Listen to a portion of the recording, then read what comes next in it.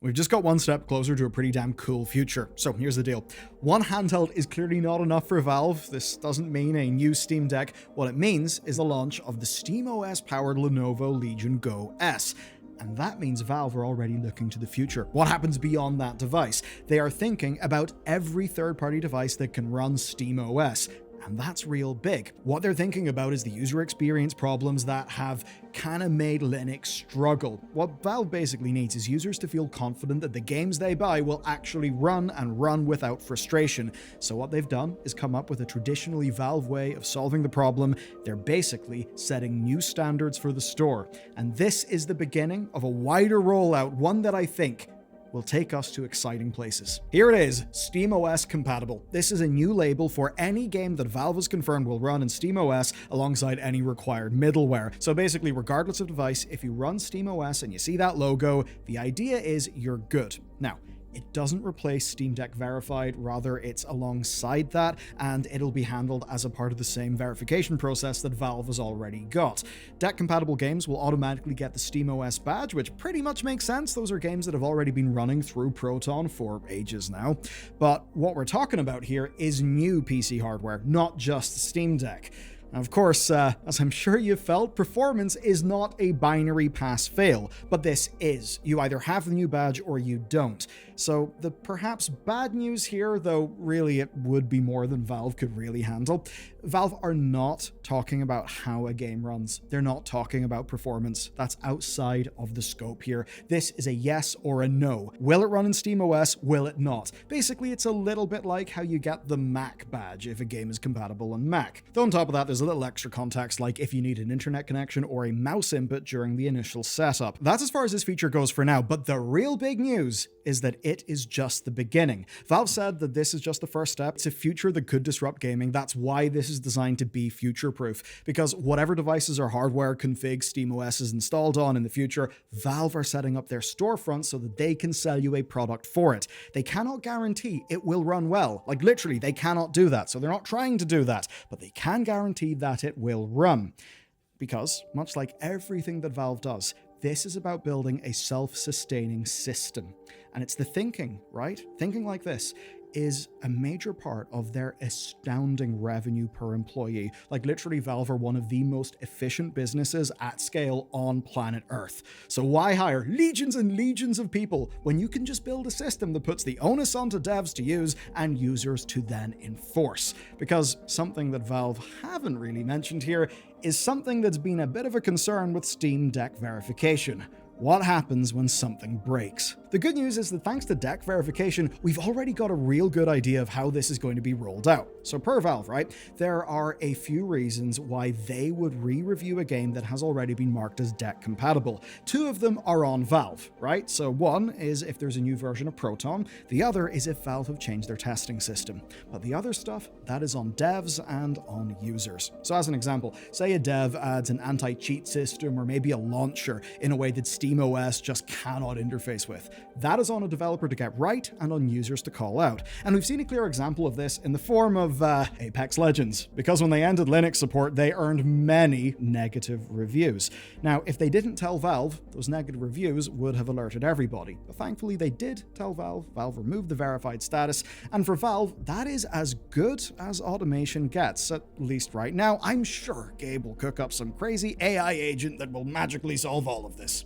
Sure. It'll totally work. Anyway, what it doesn't necessarily help with, though, is users who have paid for a product that they can no longer run. But again, from Valve's perspective, that's kind of the dev's problem to solve. If they put their game on Valve's platform, they're subject to Valve's user complaints. And we'll get back to that because it's core, it's classic Valve, and for this one, the stakes are high. At least if you, like me, want viable gaming OS options that don't come from Microsoft. Proactive or reactive? That's the big question here. Because whenever Valve is proactively future-proofing something, right, building a big system to last for years, the results tend to be really quite good, or at least better than when they reactively try to protect themselves. And we've had two examples of that recently, two changes announced within the last year: generative AI warnings and their new accessibility system. And these are actually really cool. So the latter is an example of Steam building a system that is genuinely awesome and that works for everybody. There's a new questionnaire, right? So devs will basically do the questionnaire and they'll pick fixed tags, and this is for tools like subtitling, controller inversion, even adjustable difficulty, stuff like that. Now, what this means for you as a customer, right, is that you get to see a tag on a store page that will confirm if those features are present. And even better than that, because it's tags, you can just search for those tags and you can find games that suit your needs. So if you've got whatever form of disability, yeah, great, you can now use those tags. If you say don't want to play a game in your TV with tiny subtitles, well, now you'll be warned ahead of time. That's actually good. And what works here is it's a discrete data set built from explicit criteria. There's no ambiguity. It's clearly defined. And that makes it inherently consumer friendly because you, as the consumer, have all the information in front of you. And if somebody cocks that up, it's probably the developer, well, making a mistake or being dishonest.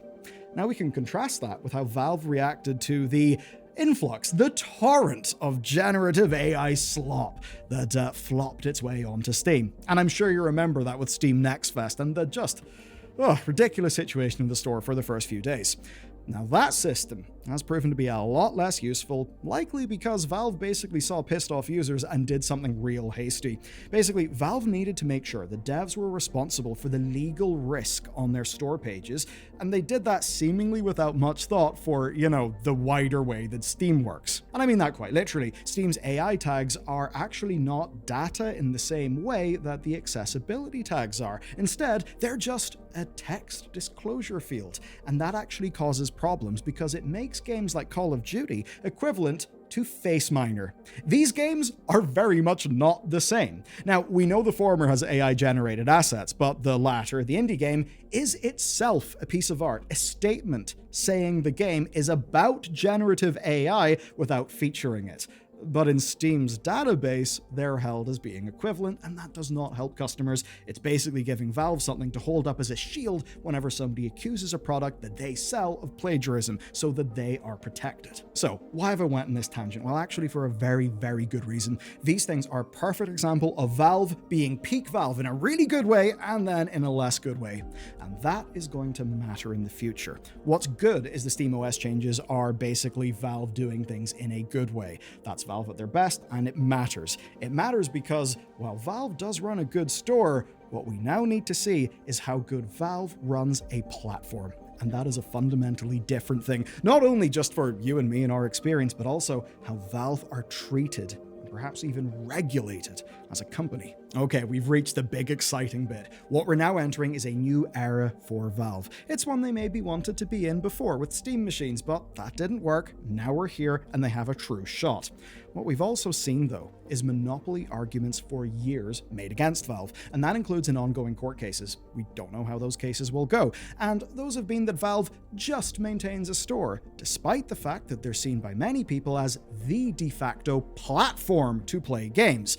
And from a regulatory perspective, that really does matter, even to you, because it'll change, the rules of the game, right? The game that Valve is playing as a company. Now, this matters not just because of drama, but because there is a true goddamn opportunity here. For years and years and years, I've been pissed off with Windows, and I know many of you have been pissed off with Windows as well. Just look at this video that we did, right? This was covering SteamOS moving to a non-Valve console, just like the initial sort of launch, and talk about that. And the bloody thing went massive in YouTube. There is a hunger. I mean, you've got PewDiePie installing Arch Linux, Mudahar talking about similar, more people talking about Linux. It's pretty damn clear, especially with some of the, Windows 10 users not exactly being happy right now, that people want an alternative. Valve are well placed to be that alternative, but that opens them up to new problems, because the more that Valve isn't just a store, the more scrutiny they will be under. The sorts of scrutiny that we've covered with, say, Epic and Apple recently. So right now, their install base is small. Like, there's millions of Steam Decks out there, but it's tiny compared to how many people play in Windows. And even though I'm not talking about desktop yet, we're talking about third-party handheld manufacturers, well, third-party will mean more competition. Competition's a hell of a thing. That will drive up adoption. That will mean more devs will support that stuff properly. And while, again, right now, this is framed around handhelds, that won't always be the case. SteamOS desktop could happen. It is on the cards. In that world, what will the new consoles be priced as? And again, in that world, will people think oh, I'd rather get a PC with that money instead. And if it's for gaming, well, maybe I can get one with SteamOS. It's an amazing opportunity for Valve. And where they have every incentive to make it fantastic, Microsoft quite simply does not.